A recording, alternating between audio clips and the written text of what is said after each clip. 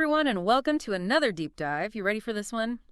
We're talking about the Victoria's Secret fashion show. Ooh, yeah. This one's going to be good. It's a big one, right? I mean, most of us know the show, the sparkle, the dot drama, but we're going deeper, looking at how this whole thing evolved and what it says about how our ideas about beauty, well, how they've changed or haven't. It's a fascinating case study, really, especially when you look at how intertwined it became with pop culture, marketing, the whole nine yards. For sure. And we've got a great overview to guide us today, so you'll really get a feel for the show's journey. Buckle up, because this source takes us right back to the beginning. 1995, New York City. Can you imagine? I know, right? A simpler time, maybe. Ironic you say that, because even back then, its rise was perfectly timed. Like, it coincided with that whole supermodel era. But it wasn't just like a happy accident. Oh, really? Tell me more about that. Well, you think about these women, your Tyra Banks, Gisele Bündchen. They weren't just pretty faces. This source makes it clear they were savvy businesswomen, the real deal. And their association with Victoria's Secret, it just elevated the brand, made it aspirational. It went from just lingerie to, I want that life. Oh, totally. It's like suddenly everyone wanted to be an angel. Exactly. Which, talk about a coveted title, but what did that actually mean back then, to be at the top of that game? It meant you were more than a model. You were a brand ambassador, you know. The embodiment of their image at the time, and the source makes it clear, this was a major career move for these women. And speaking of major, we got to talk about the fantasy bra, right? Millions of dollars, one night, designed for one top angel each year. It's like it almost overshadowed the lingerie itself. Oh, for sure. What was the strategy there, do you think? Oh, pure marketing genius. This fantasy bra, it created buzz, it grabbed headlines, and it cemented that link between Victoria's Secret and, like, luxury. Think about it. Even if you weren't into the show itself, you knew about the fantasy bra. It's true, it's iconic. But the source points out music was also a huge part of the show's identity. And I don't mean like background music. I mean major artists performing on that runway. Taylor Swift, Justin Bieber, even Lady Gaga. Wow. They weren't messing around. What do you think? Was that about casting a wide net? Oh, absolutely. And this is where it gets really interesting, I think. By weaving in pop culture so deliberately, they broadened their appeal. It wasn't just for the average fashion person anymore. This was an event. And this source really dives into the sensory experience of it all. A theatrical runway, extravagant wings, elaborate themes, the sets. I mean, it was a full-on production. Was it style over substance, though? That's a good question. I don't think so. I mean, think about what that level of production did. It wasn't just a fashion show. It was meant to be an experience. It pulled you into this world they were selling, this fantasy. Which works incredibly well for a time. But our source does say, things weren't always perfect. Controversy started to brew, especially in more recent years. What shifted? Well, remember how we talked about the show reflecting the supermodel era? That era? It didn't last forever.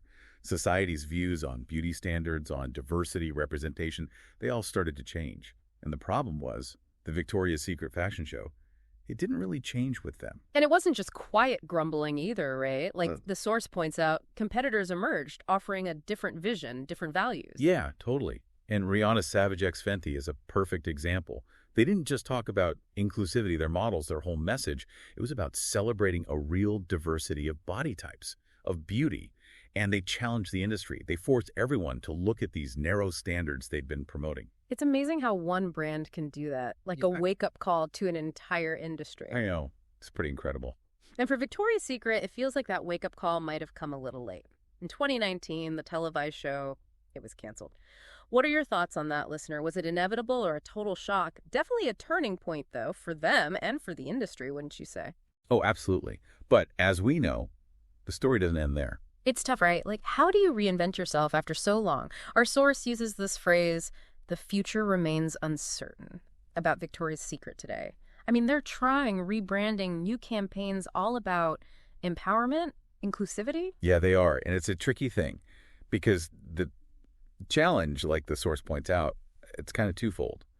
Can they really convince people, consumers, that this is genuine, that it's not just a marketing tactic? Totally. And then even if they do, can they still hold on to what made them successful in the first place? Or have those old playbooks, have they just lost their power? It's like trying to catch lightning in a bottle twice, but with completely new ingredients. Do you think, is a comeback for the show even possible? Like, could they ever capture that magic again?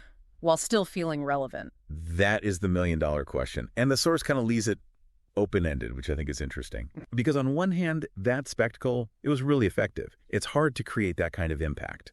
But on the other, the world has moved on. Right.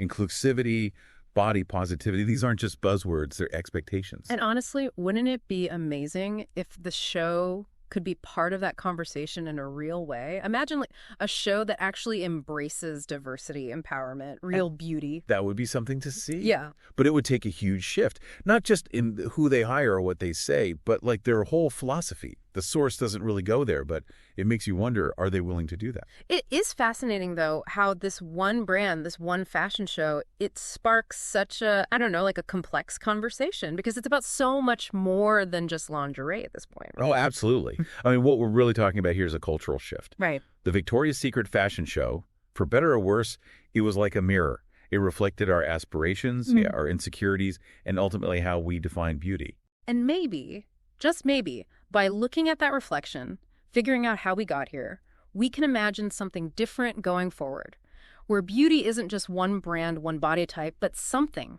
truer, something More real. Yes. Real. And that's what I think is so interesting about this whole deep dive. You know, it reminds us these conversations matter.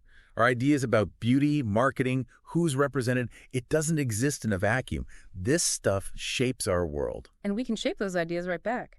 Which brings us to our source actually offers a final thought here, kind of a parting shot, you know? Oh, do they? Let's hear it. It says, the Victoria's Secret fashion show will always be remembered as a cultural phenomenon that shaped the way we view fashion and beauty in the 21st century.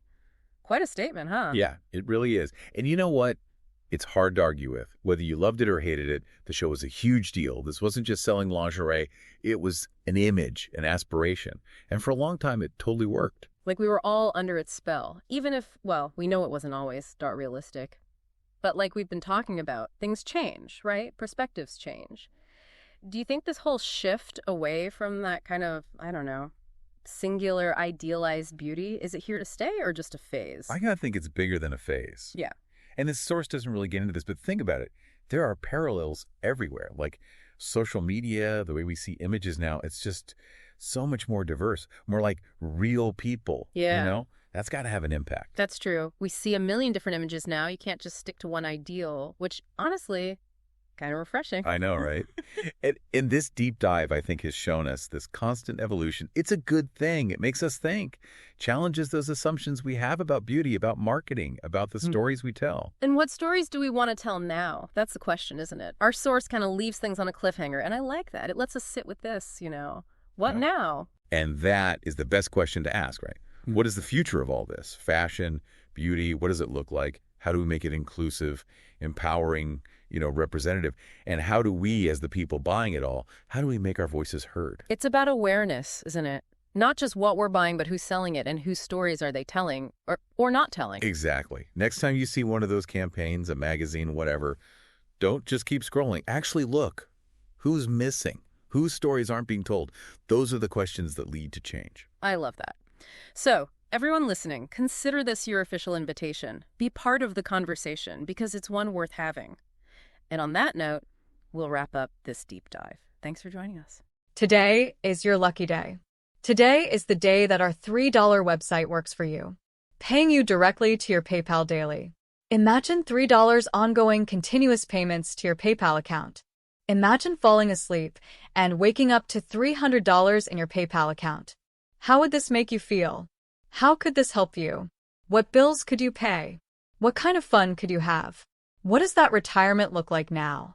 All for a one-time payment of $3. This website is DFY done for you, fully built and completely hosted, and never stops collecting payments for you. You have spent $3 on coffee on a regular, but that coffee won't help you create multiple streams of income. Click the link below.